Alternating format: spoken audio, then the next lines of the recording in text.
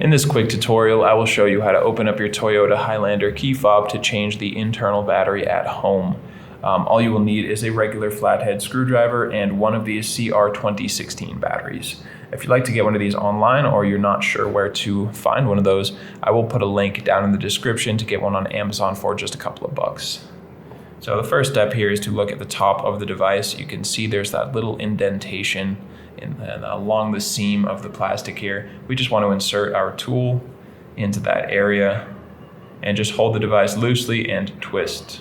You could also put a coin in to do the same exact process. We're just going to set the back piece of plastic to the side, and from here we can actually just push down on the bottom part of the battery. Let me show you that one more time. If you just gently push on the bottom, the battery pops out. It's pretty easy to do.